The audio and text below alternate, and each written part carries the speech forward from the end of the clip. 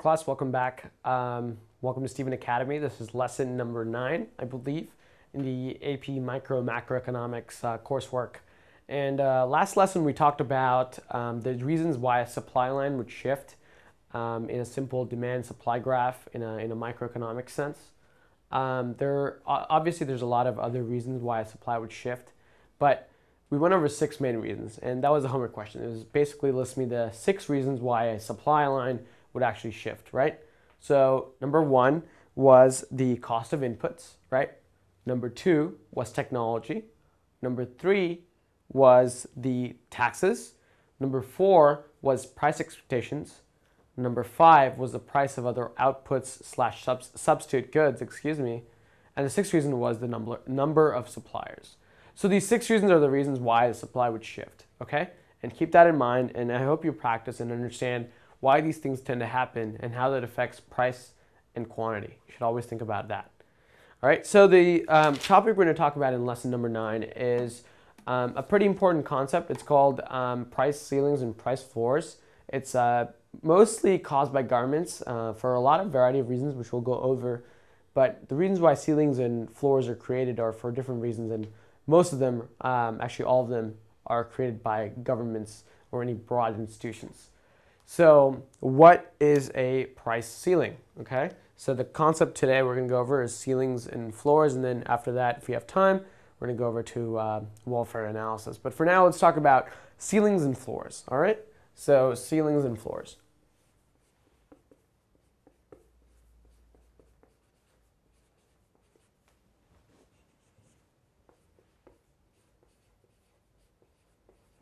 Okay, so let's start off with the first one, which is a definition of price of a ceiling, right?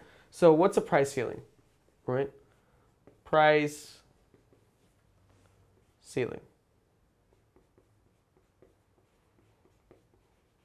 Okay, and the definition for a price ceiling is that a price ceiling, right, prohibits, and we'll show you guys in the graph, but it prohibits prices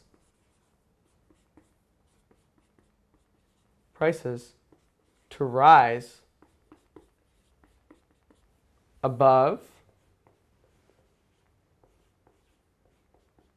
a certain level, okay?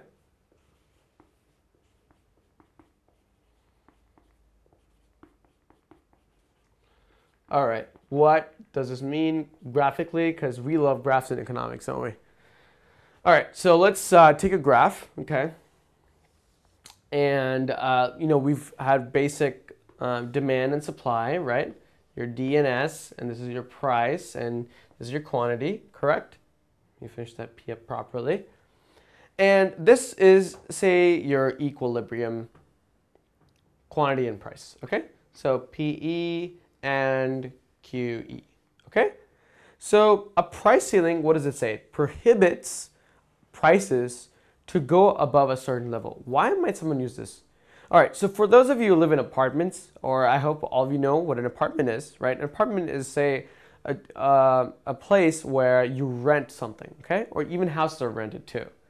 So a lot of times what governments do is that they put on rent control, okay? So what that really means is that if you're renting a particular place in anywhere in the world, say that an owner can charge something ridiculously high, right? So the reason why rent control is used is that these people that own the place don't charge high amounts for you that's not really affordable, okay? So what a rent control does is, say for some reason that the price of rent in a particular place is like $3,000, right? Okay? And this is really high. Like it doesn't make sense because people can't afford $3,000 rent. So say what people can afford, what sounds reasonable, is $2,000, okay?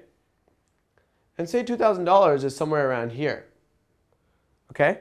So what a government will do is that they'll put something called a price ceiling, okay? And this is what you call a price ceiling, okay? So this is a ceiling for a couple of reasons, right? Why is it a ceiling? Well, a ceiling, as we said, prohibits a price from going above a certain level, okay? So what that's going to do is that if this is about rent, right, this is rent. Okay, we're talking about rent. We're not going to allow the rent of a city, okay, any owner can't charge more than $2,000. And what is that going to do? If you look at the demand graph, right, the quantity demand at $2,000, right, this is the quantity here, and the quantity supplied, there's a huge difference, right? There's less quantity supplied at $2,000, and there's more quantity demanded at $2,000. So this right here is going to cause a shortage, okay? And I'm going to pull this up so you guys can see the word, okay? The word here is basically shortage, okay? It's going to create a shortage. Okay? Why is that going to create a shortage? Because there's more demanded. So if something is below the equilibrium price, it's always going to create more of a shortage than is it a surplus, because there's going to be more quantity demanded below the equilibrium price than the quantity supplied. Okay? So a price ceiling, right, prohibits a price from going above a certain level. An example for that we use is rent control. Okay? And remember, price ceilings and price floors are created by governments. Okay? So let's move on to the next one. Let's talk about price floors. What do they do? Price floors are as you can guess, the exact opposite of a price ceiling. Okay? And there are many examples why price floors are used. One of the main examples that at least most economics professors talk about, typically our economic teachers, are in agriculture. Okay? And the reason why agriculture they're used is because they want to make sure that farmers don't get less than what they actually can survive off of. So let's talk about definition of price floors, give an example, and then graph it out. Okay? So let's talk about price floors. So a price floor is basically prohibits prices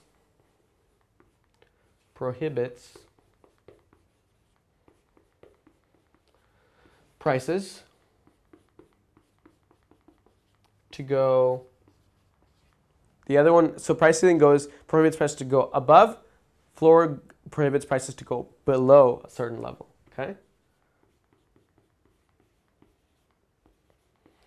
A certain level. And let's try to graph it out, okay? Okay, so it prohibits the price to a certain level. So if we had a graph, right, and this one is going to be agricultural prices, okay? So agricultural prices, okay? I'm going to short form it. This means agricultural, okay? Prices.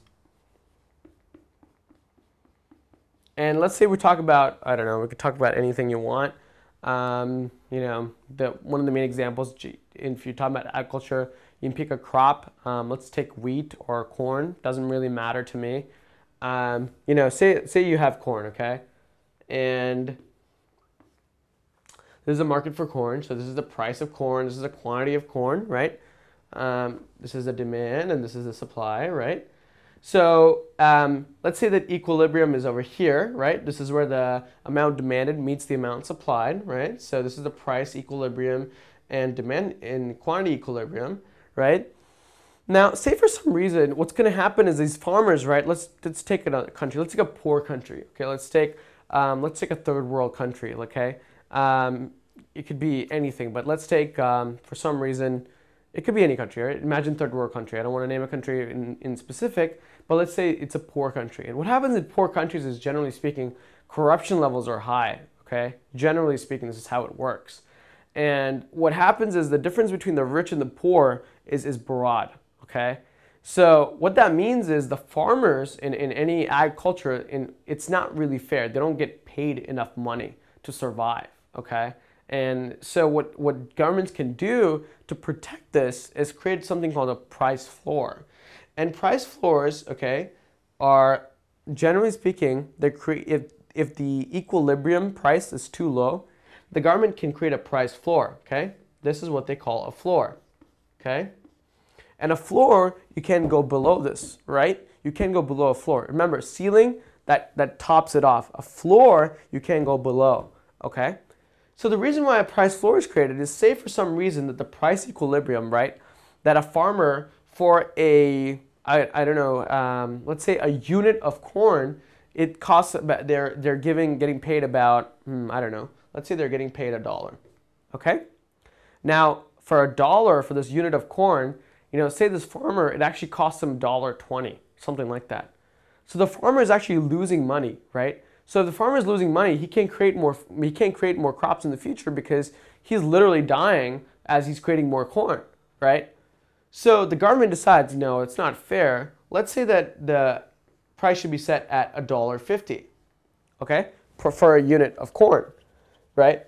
So what that does is it says that legally speaking, you cannot buy a unit of corn less than $1.50. And the farmer is happy because at least he's making some sort of profit or breaking even, right? So this is a price floor, and the point of a price floor is you can't go below a certain level. And most oftentimes they are used in agriculture to make sure the prices can't go below a certain level so that farmers can at least, survive in the market. So, this is a basic definition of a price floor. We went over price ceilings before that. And before I jump into anything else, one other random fact, okay, this is not related to price floors or ceilings, but I just want you guys to know off the top of my head. It's called a Jiffin Good. I'm going to write this down over here, if you don't mind, okay? It's called a Jiffin Good. This has nothing to do with price floors or ceilings, but I remembered before that this might show up on the AP test as a random multiple choice question, okay? And Jiffin Goods are an exception. Jiffin Goods are goods that create an upward sloping demand graph, okay? Again, they create a positively sloped demand graph for a Jiffin Good. It's a random fact of the day. I'm plugging it in right in the middle of this. I'm sorry for that. But the point is that you guys should be prepared for it no matter what kind of multiple choice question you get. And a Jiffin Good basically creates a positively sloped demand graph. Okay, so that's just a random fact that I just want you guys to know. But I hope you understand now the point of a price floor and price ceiling. Excuse me about that.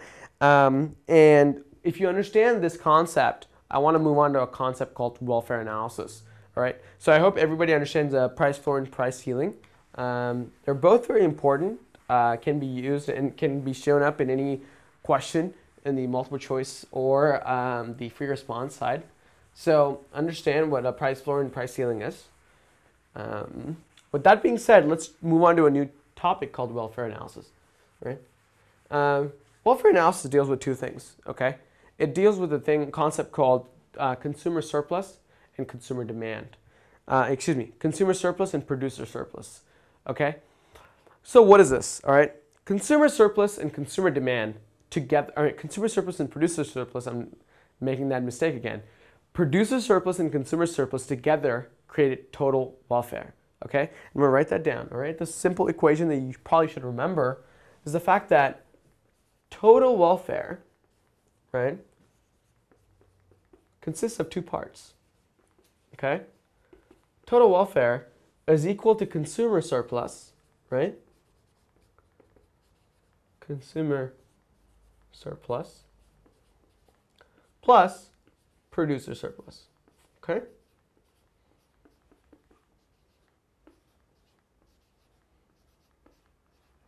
Okay? I'm gonna explain both these, but in the top of your head, I want you all to remember this particular line. Okay? Total welfare is equal to consumer surplus plus producer surplus. And I'm going to start off with this particular thing called consumer surplus. Okay? So what is consumer surplus, right? The question that you guys are dying to know, right? Consumer surplus. What is consumer surplus? Consumer surplus is pretty intuitive. I'm pretty sure all of you have thought about this. Okay? Every time you go to the market, every time you guys want to buy something, it's actually thinking about consumer surplus because it's the difference, okay? It's the difference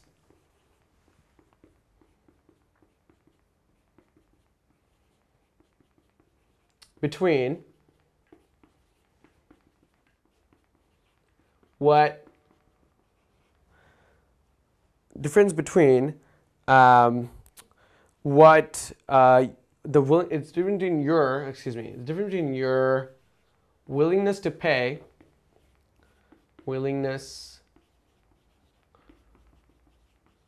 pay and what you actually pay, right? And what you actually pay.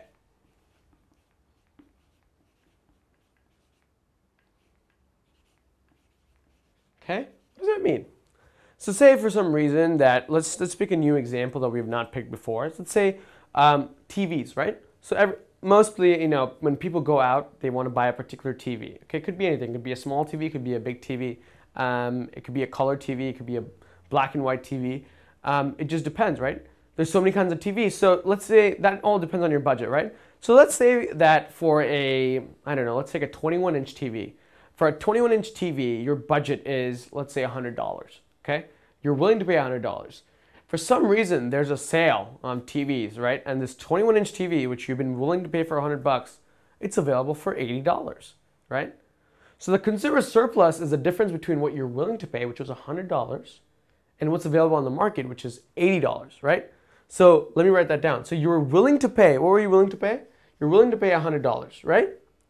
And what you actually got in the market was $80, right? Because there's a sale, okay? So this is what you actually pay, right? And this is what your willingness to pay was, $100. So the difference between that is actually your consumer surplus, right?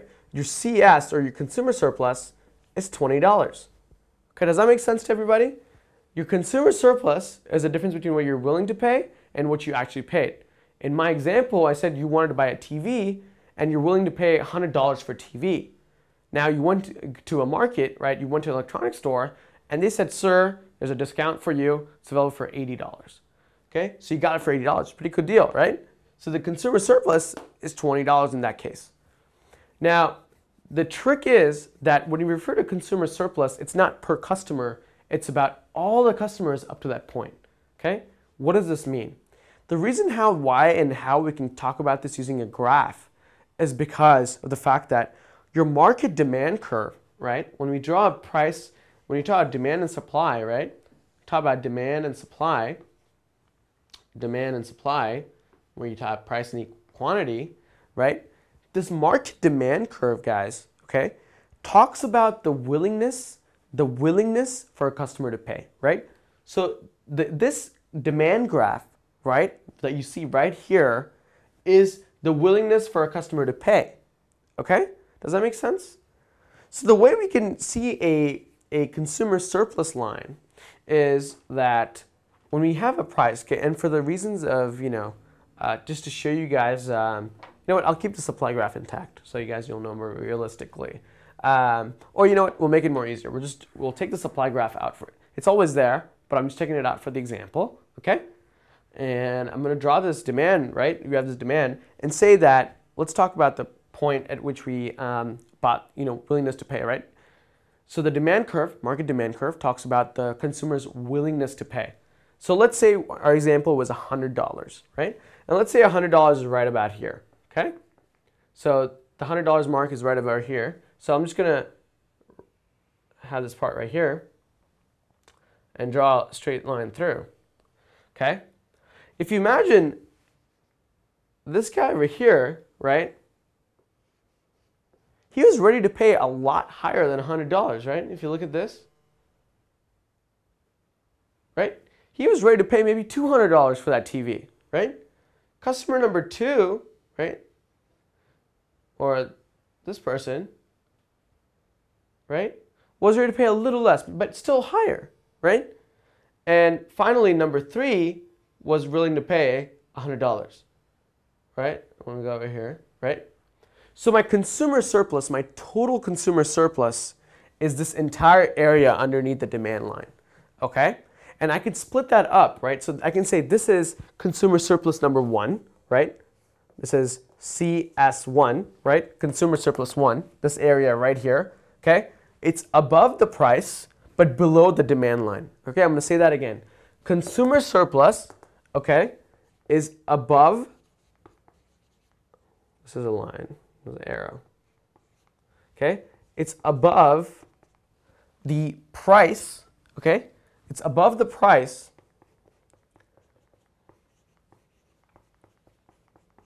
now let me make sure I have this right, okay? It's the area, yes, above the market price, okay? Above the price. When I say above price, I mean market price. Remember that. It's above the price, but below the demand graph, okay? You see that? It's below the demand graph, okay? Below demand, okay? And that's how I got my consumer surplus, right? So you said this is the whole thing here, right? This is my consumer surplus, this whole area. So I'm going to draw this out using these lines.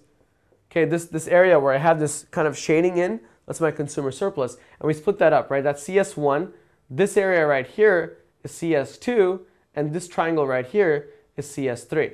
Okay? Consumer surplus 1, 2, and 3. Together, they create the total consumer surplus, right? Total consumer surplus is the amount that for all the consumer transactions, right? So if you add up CS1, CS2, CS3, we get the total consumer surplus, which is this shaded area over here. Again, it's above the price, market price, below the demand graph. Okay? That's total consumer surplus. Now let's move on to producer surplus, right? So what is producer surplus? So we said the consumer surplus is the difference between your willingness to pay as a consumer and what you actually paid as a consumer, right?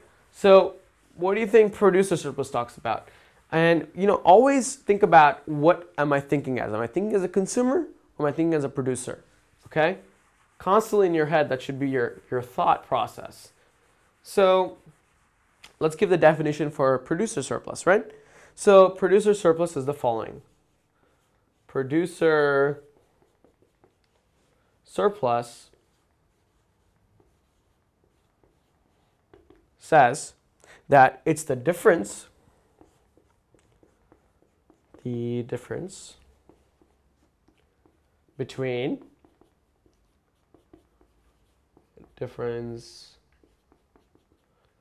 between what things? And as a producer, what are you worried about, right? The price received and the marginal cost of that particular product. Okay, so the difference between the price received, and we'll again graph it out so you guys can understand better. Price received. By the way, receive is such a tricky word, right? The I's and the E's. No one really understands how it goes, but maybe it's just me.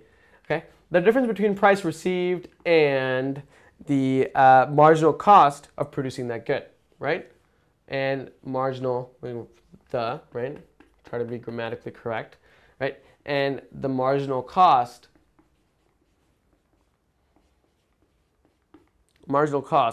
of that good, of producing that good, rather. Producing that good.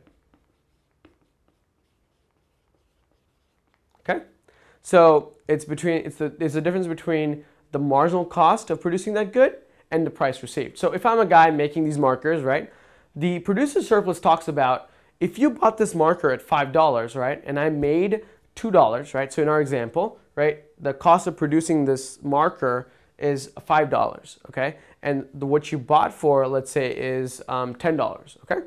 So the price that I received when you bought this from me is you paid $10 to me, right? So the price received is, let's say in our example, $10. The marginal cost, right? Marginal cost, right, for me is $5, okay? And this is just an example that I'm giving. The producer surplus is $5, right? Simple example, right? It's $5, okay? Now, as I said before, the tricky part is that it's not just one transaction, it's for all transactions. So it talks about the entire producer surplus, right? So again, coming over here, let's create a new graph so we can understand it graphically speaking, right? Economics, we always talk about graphs. It's extremely important, right? Your quantity and your price, right? And you've got your supply line, right?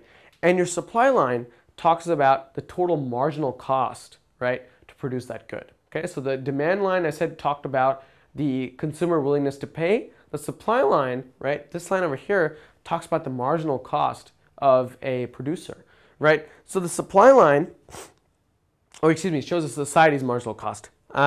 So the supply line, let's see. Let's say our example was, we said that it's $5, right? That was our marginal cost. Let's take $5. Okay, again, mark over here. I'm going to go over here, right? The producer surplus, okay, is the area, right, under here, okay? So I'm going to take this graph and put it over here. But this is the producer surplus, right? Right here. This is the producer surplus, okay? This is the producer surplus.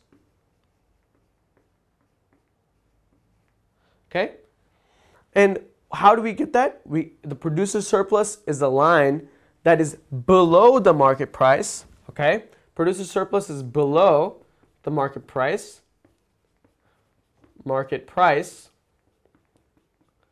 but is above the supply line, okay? Above, and I'm going to show this again, go back to it, okay? Above the supply curve. Okay? So it's below the market price, above the supply curve. And this is the producer surplus, right? So this guy at quantity 1, right, was willing to, the marginal cost was only about, let's say, like $1. So all of this was his profit, right? Huge profit. And going all the way to at quantity 3, the marginal cost is at $5 and 0 profit, okay? But the producer surplus talks about 0 all the way up to this particular quantity, okay? So again, producer surplus is the difference between the price received, okay? In our example was $10, and the marginal cost, $5, right? And this is the entire producer surplus, okay? And the way you can always split it up. Quantity 1, this would be producer surplus 1. Let's say quantity 2 is here, right? This area, this trapezoid right here, would be quantity producer surplus 2. And for quantity 3 would be this triangle, this trapezoid area right here. Okay? So you can always split it up, but understand the total producer surplus is the area above the supply, below the market price. Okay? And in later examples, we can do it right now. Let's show a graph with both consumer and producer surplus. All right? So I'm going to go ahead and erase this and show you guys a graph of what happens when you combine both of these, right? Let me take this out, right? And let me draw a graph. Now we're going to have both the demand and supply, right? Let's draw a huge graph so you guys can hopefully all see, right? The quantity and the price, right? And let's have a supply line, okay? And let's have a demand line, right? Now, let's say that the equilibrium price was over here. This is the market price. The market price is the equilibrium price, okay? We're still in a competitive market. We didn't talk about any other markets yet. So this would be my quantity equilibrium. This would be my price equilibrium, right? So what did we say? What did we say was consumer surplus, guys? We said the consumer surplus is the area above the market price, right? Which above PE, but it's below the demand line, right? So we said this area right here is the consumer surplus, right? So this is consumer surplus, okay? CS is consumer surplus. And then what did we say was the producer surplus? We said it was below the price, market price, but above the supply line, okay? So this area right here is the PS, or producer surplus, okay? So I hope everyone can understand that. This is the producer surplus, this is the consumer surplus. So one last concept I want to talk about before I let you guys go is the reason why that, the market equilibrium exists here is it actually maximizes the producer surplus and the consumer surplus, okay? Because if I am here, right, look at this, I've cut out the producer surplus and the market surplus. If I am here, right, imagine, again, we have a tough time understanding what is a maximum producer surplus and the consumer surplus, right? So this area right here, where the supply meets the demand, where the amount demanded equals the amount supplied, maximizes the producer surplus and the consumer surplus, okay? So if you don't understand that, that's okay, but understand that the main concepts we're talking about is a consumer surplus. What is a consumer surplus? What's producer surplus? Producer surplus is above a supply, below market price. The consumer surplus is below the demand, above market price, okay? So that being said, I'm going to wrap it up right there. The homework question you're going to have for today is draw me a producer surplus and consumer surplus of a good. Let's take a good being a marker, okay? And the equilibrium price is going to be at $5, okay? So draw me consumer surplus and producer surplus, and we'll be back in the next lesson. All right? Thank you so much. I hope to see you guys in the next one. Thank you so much.